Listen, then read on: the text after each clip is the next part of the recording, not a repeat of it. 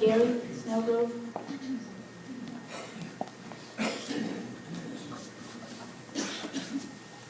Thank you. I'm going to provide an overview of the items that the Commissioner ordered in the third amendment to Conservation's Declaration of Emergency. This was issued on October the 11th, and in that directive, Texas Brine was required to provide several different action items to address stability and conditions in and around the sinkhole and at their cavern. The first item that was issued or directed was for the company to maintain cavern pressure and maintain stability there. And Texas Brine has implemented and continues to maintain cavern pressure stability as evidenced by the monitoring reports that they provide to the agency. The second item that was required was for the company to provide a community aquifer and subsidence monitoring plan. As Mr. Martin informed earlier, they are in the process of implementing that plan as it's been approved. The third item was to install continuous cavern pressure monitoring system and also to provide for an alert system to the agencies. That cavern pressure monitoring alert system is currently in place.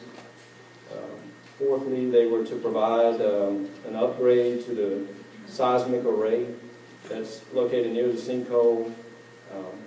Again, as was discussed earlier, a plan has been submitted. There were deficiencies found in the plan, and the agency has established a deadline of November the 15th for the company to provide favorable responses to the deficiencies. The fifth item was to install water well level monitoring at the sinkhole. That action is complete, ongoing, and we continue to get data from the water level transducer that's out there in their gauge system.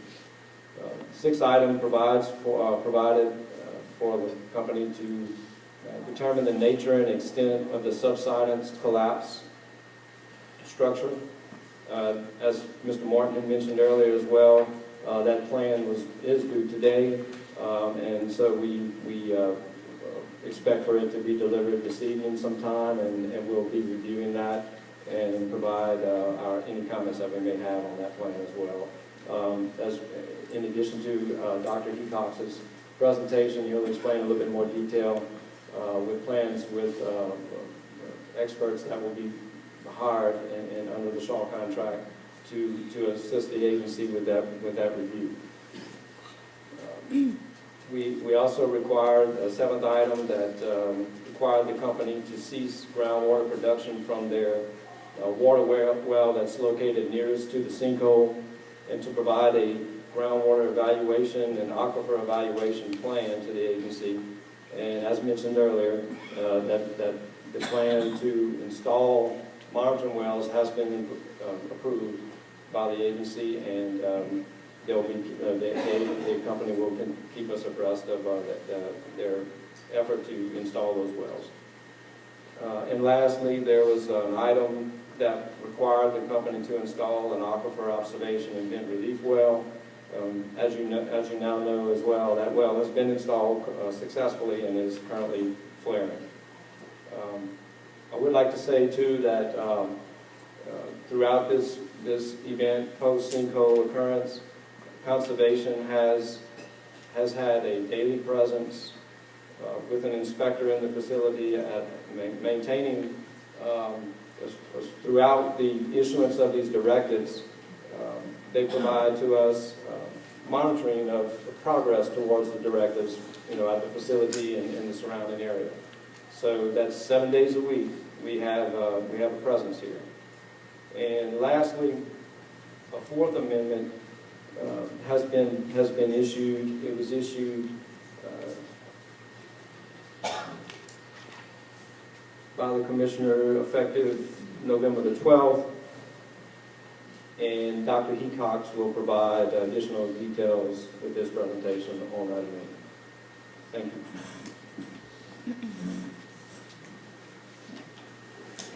Thank you. Tom Killing with DEQ.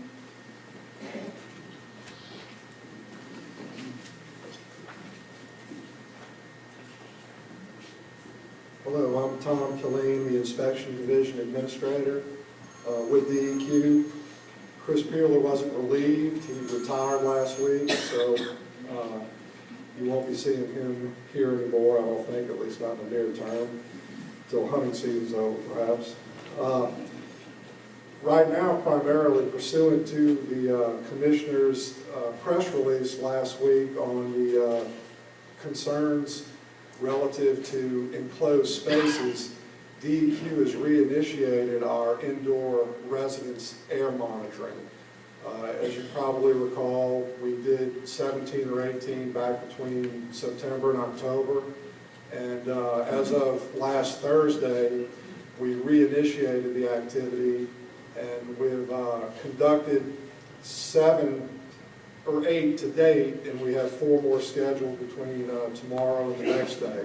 So we encourage everyone to participate in this opportunity to have indoor air monitoring conducted at your residence. That's all you have to do is call us, and we have this access form that you sign that allows us to enter your residence in your company as well as in the company of a deputy, and that's been working out pretty well so far. In the last few days, as previously, we have yet to find any levels of concern, any elevated levels of concern within the houses. And although the focus is on slab houses because any seepage from underground could migrate through cracks and stay in dead air a lot more so in a slab house than in a raised house, we're certainly not restricting it to that. Now, additionally, DEQ continues to conduct all the same community air monitoring runs every day. We continue to accompany the incident command on the boat monitoring runs that samples the air around the bubble as well as water quality in the bubble area. So we're continuing to conduct all the sampling that we have been, as well as encouraging everyone to participate in the new indoor air sampling regime. And again, we have yet to find any readings that have caused concern to us, and you know, that's a good news story, and we're hoping to keep it that way. And if you need the number to call, I'll be around, or if you have any other questions about it, I, like everyone else, will be around after the meeting. And that's pretty much all I have right now.